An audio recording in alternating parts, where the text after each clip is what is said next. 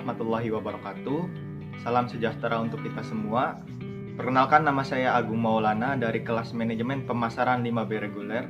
Di sini saya akan membuat video tentang review jurnal mengenai membangun tradisi entrepreneurship pada masyarakat, yaitu tugas mata kuliah manajemen kewirausahaan yang diampuh oleh Bapak Dadang Priyono, SE, membangun tradisi entrepreneurship pada masyarakat. Entrepreneurship menjadi jalan yang paling efektif di tengah himpitan ekonomi yang semakin besar dan lapangan pekerjaan yang semakin sempit.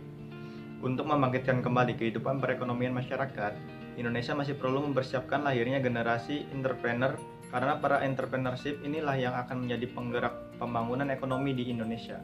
Tujuan dari penelitian ini adalah untuk mengetahui bagaimana membangun tradisi entrepreneurship pada masyarakat.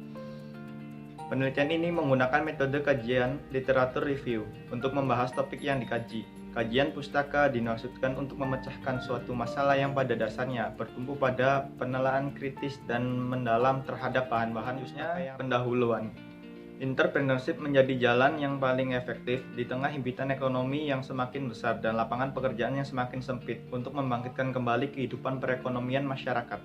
Menurut David M. Cleland, suatu negara dapat menjadi makmur jika sedikitnya memiliki 2% entrepreneurship dari jumlah penduduknya. Menteri Koperasi dan Usaha Kecil Menengah UKM, Anak Agung Gede Ngurah Puspayoga, mengatakan rasio entrepreneurship ini di Indonesia terbaru sudah meningkat menjadi 7%, lebih dari total penduduk Indonesia. Jiwa entrepreneurship sangatlah penting untuk kita miliki. Berikut beberapa alasan penting memiliki jiwa entrepreneurship di Indonesia. Yang pertama, jumlah lapangan pekerjaan semakin bertambah. Yang kedua, jenis lapangan pekerjaan semakin beragam. Ketiga, mengurangi tingkat pengangguran. Keempat, mengurangi penyakit sosial di masyarakat. Kelima, meningkatkan kesejahteraan secara ekonomi. Keenam, meningkatkan taraf ekonomi suatu wilayah. Ketujuh, meningkatkan stabilitas ekonomi bangsa Indonesia. Selanjutnya ada metode. Tulisan ini menggunakan metode kajian pustaka literatur review untuk membahas topik yang dikaji. Kajian pustaka dimaksudkan untuk memecahkan suatu masalah yang pada dasarnya bertumpu pada penelaahan kritis dan mendalam terhadap bahan-bahan pustaka yang relevan. Telah pustaka dilakukan dengan cara mengumpulkan data atau informasi dari berbagai sumber pustaka yang diperlukan, sebagai sumber ide untuk menggali pemikiran atau gagasan baru sebagai bahan dasar untuk melakukan deduksi dan pengetahuan yang sudah ada, sehingga kerangka teori baru dapat dikembangkan atau sebagai dasar pemecahan masalah. Dan selanjutnya ada tinjauan pustaka. Tradisi. Menurut Wikipedia, tradisi kebiasaan adalah suatu yang telah dilakukan untuk sejak lama dan menjadi bagian dari kehidupan suatu kelompok masyarakat. Biasanya dari suatu negara, kebudayaan, waktu, atau agama yang sama. Tradisi yang telah membudaya akan menjadi sumber dalam berakhlak dan berbudi pekerti seseorang. Tradisi atau kebiasaan dalam pengertian yang paling sederhana adalah suatu yang telah dilakukan untuk sejak lama dan menjadi bagian dari kehidupan suatu kelompok masyarakat. Biasanya dari suatu negara, kebudayaan, waktu, atau agama yang sama. Hal yang paling penting, yang paling mendasar dari tradisi adalah adanya informasi yang diteruskan dari generasi ke generasi, baik tertulis maupun lisan. Karena tanpa adanya ini, suatu tradisi dapat punah. Selanjutnya, entrepreneurship. Istilah entrepreneurship pertama kali ditemukan oleh Richard Cantillon 1755 pada saat melakukan penelitian tentang EQ entrepreneur. Entrepreneurship berasal dari bahasa Prancis, yaitu entreprendre, yang artinya berusaha atau mengusahakan.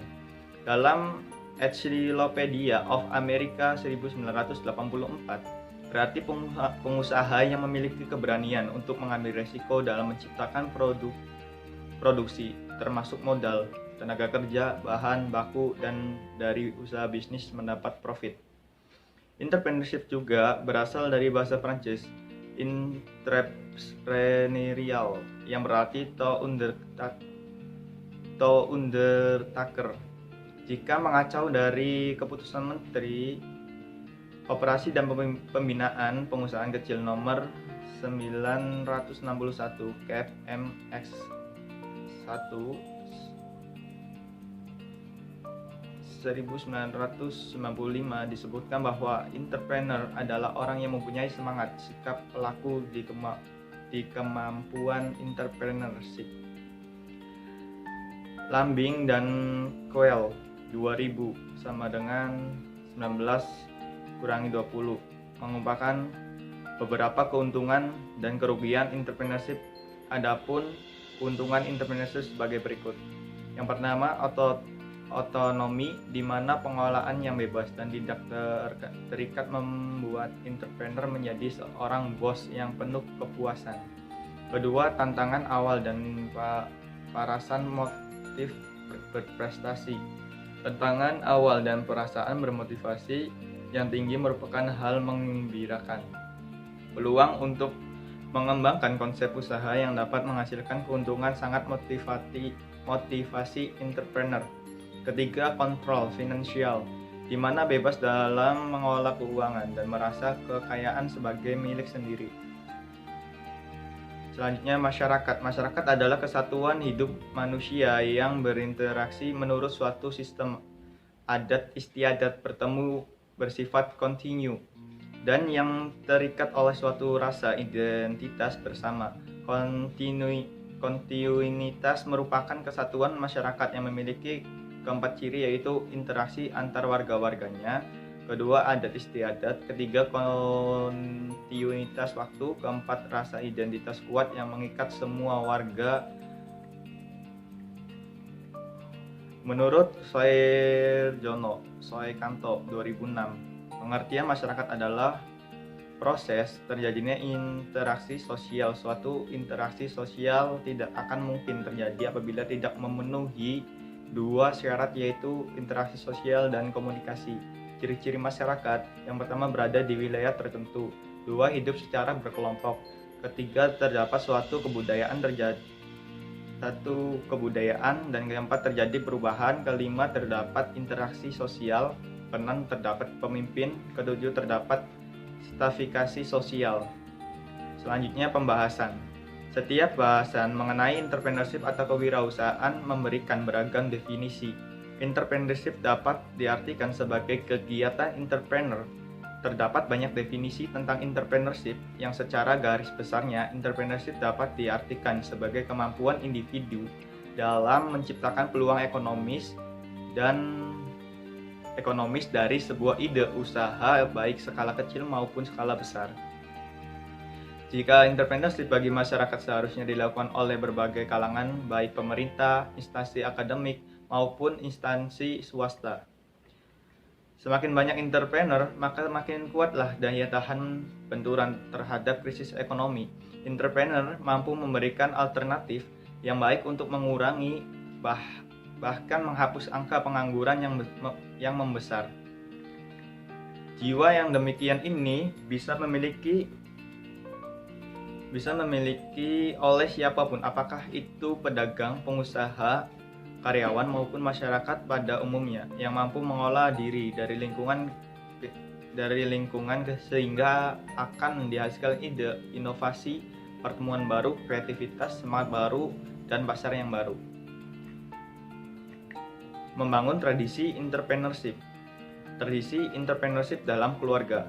Setiap manusia dibekali sifat entrepreneur sejak lahir, karena sejak lahir sudah dibekali keberanian, kreativitas, dan inisiatif untuk belajar di sekelilingnya. Namun setelah tumbuh, tidak semua anak dibekali untuk hidup dinamis dan kreatif. Akibatnya, pertumbuhan kepribadian dan kepercayaan diri tidak tumbuh optimal. Pendidikan berbasis entrepreneur. Saat ini tidak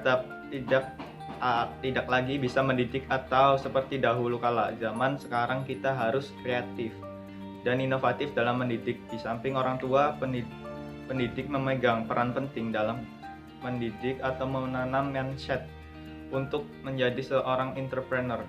Peran pemerintah dan masyarakat dalam entrepreneur. Tingginya tingkat pengangguran dalam suatu negara tidak hanya terjadi di negara kita. Besarnya tingkat pengangguran akan menimbulkan masalah sosial yang dapat berimbas terhadap seluruh aspek kehidupan. memperluas lapangan kerja merupakan hal yang sangat mutlak untuk mengatasinya.